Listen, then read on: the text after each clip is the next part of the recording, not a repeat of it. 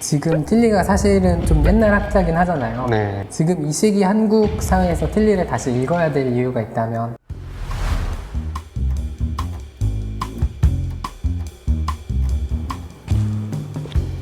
네, 안녕하세요. 비아의 신간을 소개하는 비아 언박싱 시간입니다. 저는 비아 프렌즈 장민혁입니다. 안녕하세요. 비아에서 책을 만들고 있는 민경천 편집장입니다. 비아 언박싱은 비아의 새로 나온 책의 외형, 내용, 편집장님이 준비한 한방을 소개하는 코너인데요. 오늘 준비한 책은 성서, 종교와 궁극적 실제 탐구, 종교와 철학의 관계라는 폴 틸리의 책입니다. 근데 뭐 제목부터 벌써 쉽지가 않네요. 왜 이렇게 좋은지 모르겠습니다. 굳이 이렇게 할 필요가 없는데. 틸리가 안 써 있었으면은 네. 저는 안 봤을 것 같아요. 아, 그래요? 너무 어려워가지고. 그러니까요. 책은 시선들이잖아요. 네. 시선들에 있는 거는 기본적으로 대가들의 1차 저작이기 때문에 제목을 바꾸지 않았어요. 그래서 원작 그대로, 네. 원제 그대로 네. 비아 시선들 시리즈. 네. 그래서 이제 색깔이 이게 무슨 색깔이죠? 빨간색인데 빨간색 중에서도 좀 약간 저는 나름 의도가 있었던 게 이게 아메리칸 뷰티라는 색이에요. 네네. 네, 아메리칸 뷰티인데 전 네. 내심 의도가 뭐냐면 판넨베르크 조시락 서론도 네네네. 이제 붉은색 계열이었잖아요. 네네. 그러니까 그거랑 이제 같은 조시락 계열이다라는 걸 얘기해주고 싶은 것도 있었고 네. 두 번째로는 이 아메리칸 뷰티라는 저는 이 이름이 재밌더라고요. 그러니까 틸리가 결국에는 독일에서 이제 네네. 물론 공부를 했지만 그 사람의 커리어가 굉장히 이제 꽃을 피운 거는 미국에서였기 때문에 아메리칸 뷰티랑 뭔가 맞지 않나. 네. 그 오신공 채널에서도 틸리를 한번 다룬 적이 있는데 네. 제가 신학자마다 그 이름을 다른 색깔로 썼거든요. 네네. 틸리가 딱 이 색깔로 제가 썼었어요. 아, 그래요? 그래서 너무 신기하더라고요. 우연의 일치고. 역시 오신공과 우리의 인연은. 근데 이거는 시기가 또 되게 잘 맞았던 게 네. 최근에 그 조직신학 그 두꺼운 책이 다시 번역돼서 나오고 있잖아요. 그렇죠. 네, 이것도 참 약간 기연인데 의도한 건 아닌데 결과적으로 네. 그렇게 됐습니다. 그 조직신학 두꺼운 책이 저도 이제 집에 있는데 네. 그거를 볼까 말까 되게 망설이고 있었거든요. 네네. 살짝 목차만 봤는데 너무 어마어마해 보여가지고 네. 사실 되게 좀 진짜 타이밍이 좋은 게 이 책이 틸리가 조시락 1권을 쓰고 네. 그 2권을 쓰는 중에 방영을 한 거예요. 그래서 이 책 자체의 이 성서종교 궁극적 실제 탐구가 약간 1권에 대한 그 여러 가지 이제 반응에 대한 다시 본인의 응답을 약간 어느 정도 담고 있어가지고 마찬가지로 지금 민영님처럼 틸리 조시락 1부를 읽기 전에 좀 부담되는 분들이 이 책을 읽으면 좀 먼저 좀 좋은 안내서가 될 수도 있다.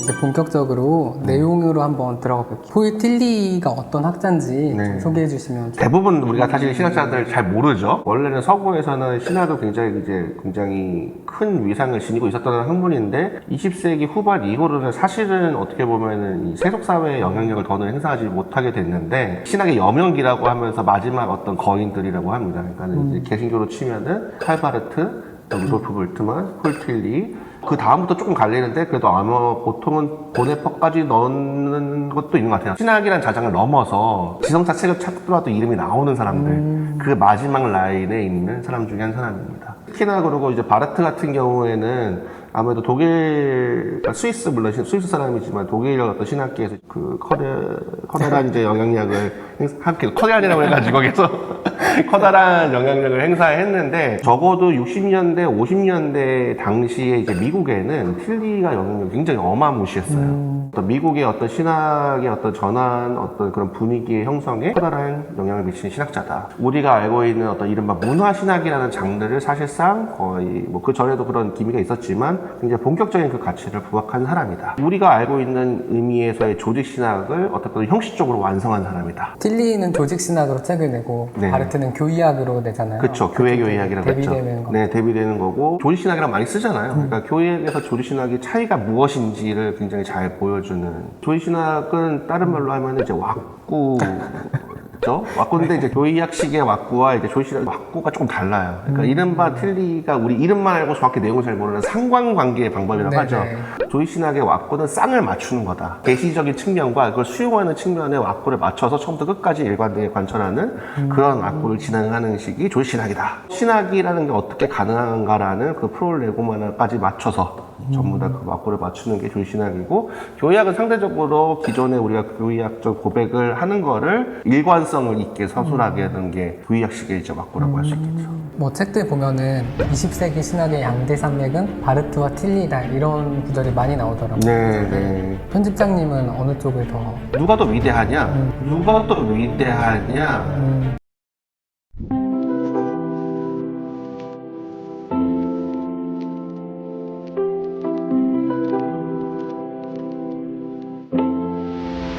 제가 왜 바르트가 더 위대한데?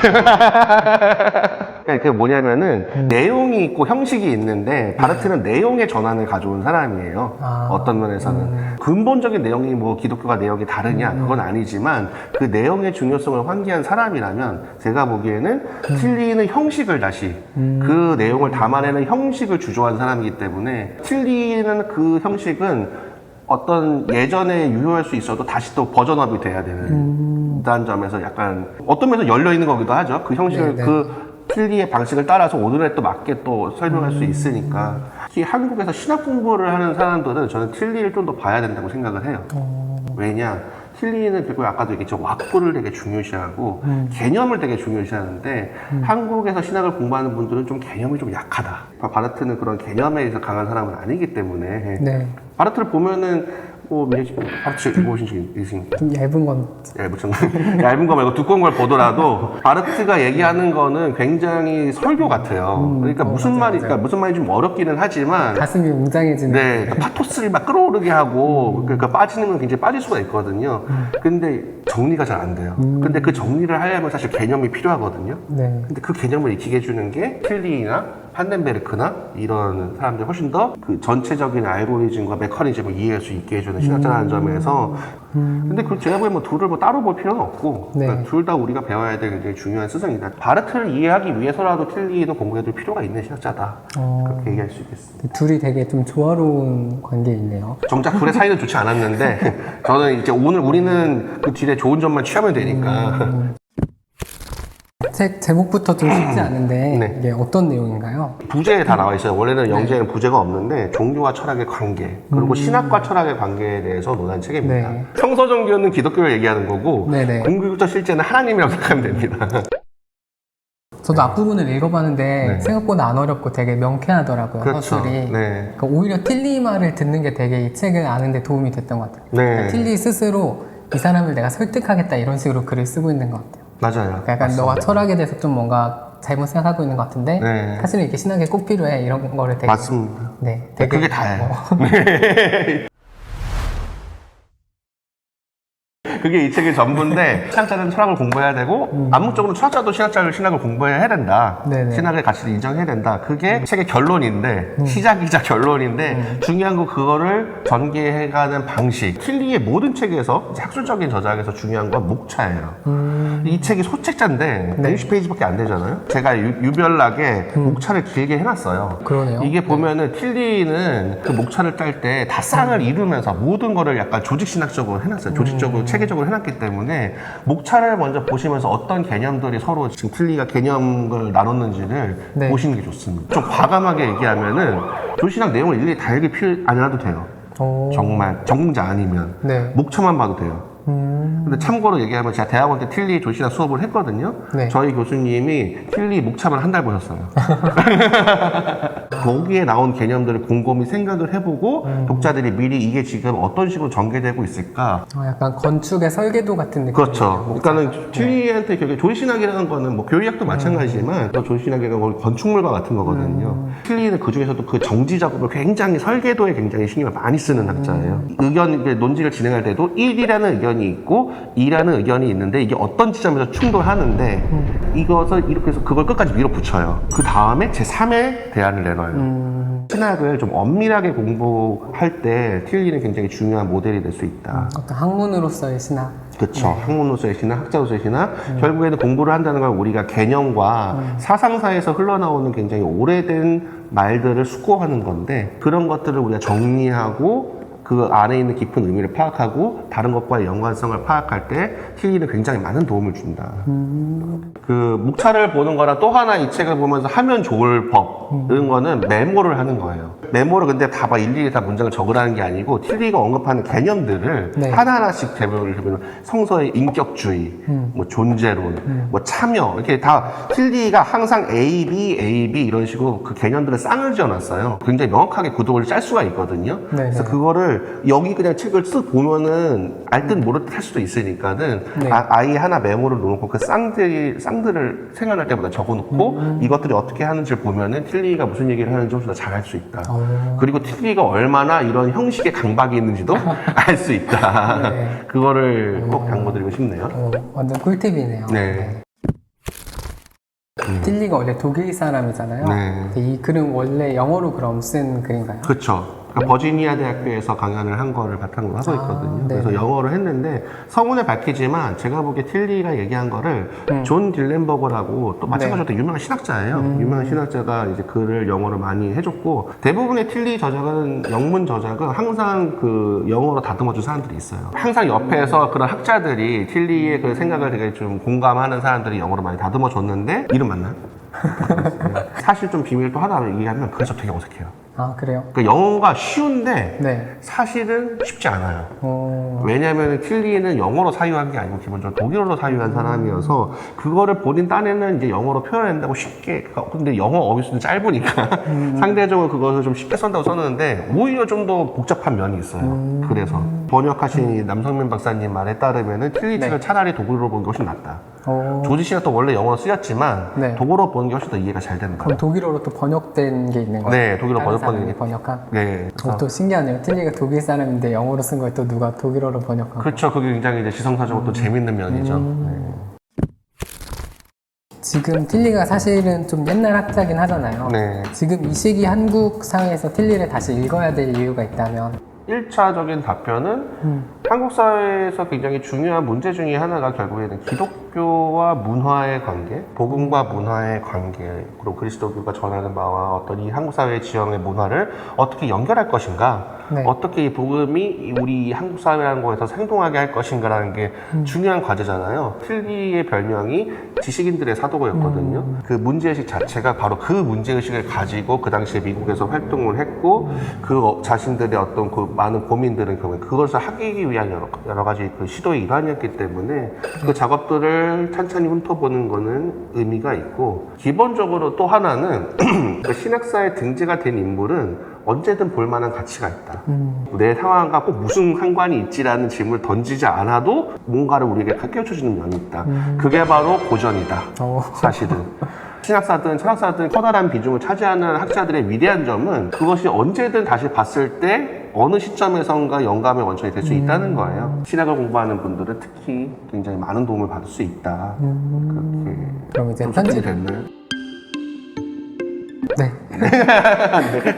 저는 그 개신교 그 사상사 있잖아요. 네네네네. 틸리가 쓴 걸 봤는데 네. 뭔가 대가다 이런 느낌을 느꼈던 게 진짜 잘 아는 사람들은 네. 그걸 되게 간단하게 그냥 요약할 수 있는 능력이 생기는 것 같아요. 흐름을 하나의 핵심으로 이렇게 딱 설명하는 게 그렇죠. 틸리의 사상사가 굉장히 또 매력 있는 저작인 이유가 틸리의 모든 언어로 자기 언어로 다 정리해서 풀었기 때문에 근데 사실 그 책은 좀 위험할 수도 있어요. 어떤 면에서는 저도 굉장히 그 책을 가지고 신학교 때 공부를 했는데 틸리라는 렌즈로 본 거기 때문에 또 신학생 사실 원래 알고 있어야 돼요. 그래야지 그 틸리의 평이 이 점이 이거는 틸리가 탁월하고 이거는 틸리가 사실 못 본 게 있고 이거는 틸리가 약간 우격다짐으로 이제 한 거고 이런 걸 할 수가 있는데 하지만 근데 모든 공부하는 사람들은 사실 그걸 지향해야 되거든요. 결국에는 그런 외국어를 모르음에도 내 눈으로 어쨌든 읽어내는 네. 거를 익혀야 되는 건데 그런 식으로 우리가 공부를 해야 된다는 걸 보여주는 학자인 거예요. 그러면은 이제 편집장님이 준비한 한방 네. 한번 살펴볼까요? 그러니까 이 책이 제일 중요한 건 목차입니다, 기본적으로. 이렇게 뭐 목차를 되게 꼼꼼하게 볼 필요가 있는 거고, 네. 두 번째는 틸리가 이제 빌드업을 해나가요. 그러니까 전제가 이렇게 있고, 이렇게 해서 나가는데, 맨 마지막에 그래서 결론. 이것도 이 책도 어떤 하나의 인상적인 문장이 있기보다는 네. 이 쌓아가는 게, 그 과정을 보는 게 되게 중요하거든요. 결국에 이 결론이 나오기까지 틸리가 어떻게 이야기를 했을까를 던져보는 게 중요합니다. 존재론과 성서 종교의 상관관계는 결코 종결될 수 없는 과제입니다. 특정 존재론은 성서 종교의 이름으로 받아들일 필요는 없습니다. 플라톤, 아리스토텔레스, 쿠자누스, 스피노자, 칸트, 헤겔, 노자, 화이트헤드 등 누가 제시한 존재론이든 꼭 받아들여야 할 필요는 없습니다. 존재론은 우리를 구원할 수 없습니다. 하지만 구원에 대한 물음은 존재론적 물음을 품고 있습니다. 존재론적 물음을 묻는 것은 우리에게 필수적인 일입니다. 파스칼에 반대하며 저는 말합니다. 아브라함의 하느님, 이삭의 하느님, 그리고 야곱의 하느님과 철학의 하느님은 같은 하느님입니다. 그 하느님은 인격이면서 인격인 자신에 대한 부정입니다. 신앙은 자신에 대한 믿음과 자신에 대한 의심 둘로 이루어져 있습니다. 그리스도는 예수이면서 예수를 부정합니다. 성서 종교는 존재론을 부정하면서 동시에 이를 긍정합니다. 이러한 긴장 가운데 고요하게 동시에 용기 있게 사는 것, 그리하여 끝내 자기 영혼 깊은 곳에서 신성한 삶 깊은 곳에서 성서 종교와 존재론의 궁극적 일치를 발견하는 것, 이것이 인간 사유의 과제입니다. 그리고 이것이 바로 인간 사유의 위험입니다. 되게 틸리의 핵심 단어들이 많이 등장하는 단락이네요. 네, 뭔가 멋있는 듯 하면서 알깡 모를깡 하는데 자기의 논지를 진행하는 방법을 다 약간 음미해 보신 다음에 이 문장을 보면은 훨씬 더 좀 임팩트 있게 다가오실 수 있을 겁니다. 근데 저 이렇게 파스칼에 반대한 사람은 처음 봤어요. 네. 신학의 하나님이 아니라 네. 아브라함의 하나님입니다. 이렇게 얘기하는 건 되게 많이 들었는데 신학의 흐름이 있잖아요. 대표적인 후스토 곤잘레스. 후스토 곤잘레스가 기독교 사상 유형별로 뭐 함께 세 개에 있는데, 나누는 거 세 개 나눠서 있죠. 터트레툴리아누스 유형, 오리게네스 유형, 이레네우스 유형 그랬잖아요. 파스칼의 뭐 그러니까 철학자의 하나님과 야곱의 하나님 다른 하나님이다는 건 결국에 터툴리아누스 전통, 그러니까 아테네와 예루살렘이 무슨 상관이 막 이렇게 한 거고, 그거에 반해서 철학은 일종의 복음의 예비 과정이다. 이렇게 또 본 교부 또 전통이 호교론자들의 저스틴 전통과 계열이라고 유스티니스 계열, 그리고 오리게네스도 결국에는 그 연장선에서 알렉산드리아파나 그런 아파는 그런 거에서 이어서 했으니까 그런 흐름도 이제 그리스도교에 꼭 파스칼의 하나님, 파스칼의 노식 논의만 있는 건 아니다. 폴 틸리의 성서 종교와 궁극적 실제 탐구, 종교와 철학의 관계라는 책을 한번 살펴봤는데요. 네. 그러니까 틸리의 저작을 이 정도 볼륨으로 읽을 수 있다는 것 자체가 네. 너무 큰 기회인 것 같고, 네. 또 틸리가 사실 되게 설명을 잘하고 네. 그냥 읽으면은 막 빨려들게 글을 쓰는 것 같아요. 저도 앞부분만 읽었는데 약간 틀며든다 그런 느낌이 들어가지고 치면 된다. 네. 책을 시작을 해보시면은 큰 유익이 있지 않을까. 판덴메르크도 마찬가지지만 틸리도 뒤에 해설을 해놨으니까 맞아요. 처음 봤을 때 만약에 무슨 말인지 하나도 모르겠다 그러면 뒤에 해설을 먼저 보시고 보셔도 돼요. 생애랑 사상까지 다 정리되어 있더라고요. 네네네. 그러니까는 그걸 보시고 보신다면 저희는 또 다음 신간이 나올 때 네. 찾아뵙도록 하겠습니다. 감사합니다. 감사합니다.